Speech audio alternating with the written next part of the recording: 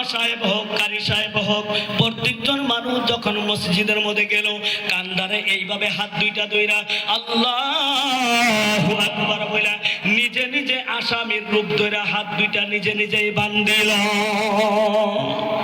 আমার সোনার ভাইয়েরা, আল্লাহ রাব্বুল আলামিন ওয়াদা করে দিল, এই যে তুমি যে কান্দল না, কারণ তুমি একটা আসামি, আমি হইলাম বিচারক, আমি বিচারকের সামনে কান ধইরা তুমি তওবা পড়তে হবে, কান ধইরা আমি আল্লাহ রাব্বুল আলামিনের কাছে সমর্পণ করতে হবে। এইবার তুমি নিজে নিজে আসামি হইয়া নিজের হাত দুইটা নিজেই বাঁধতে হবে, আর একদম নড়াচড়া করতে পারবে না।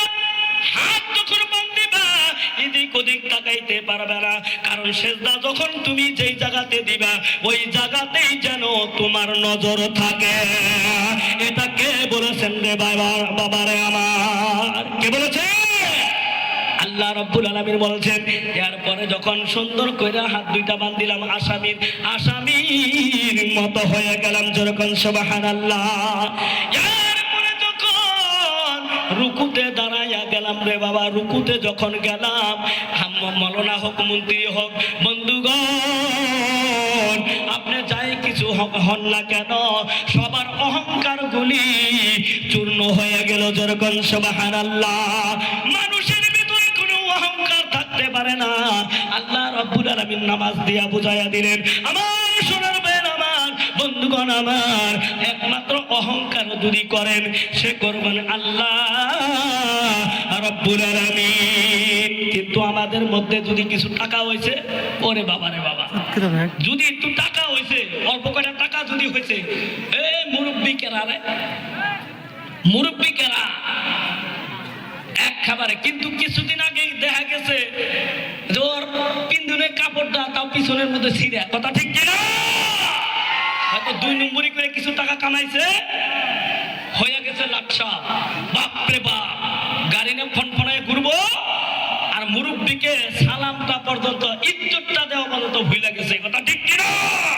এরকম অসভ্য কোন জায়গাতে থাকার প্রয়োজন নেই, কারণ ইজ্জত দেন আমার মালিক,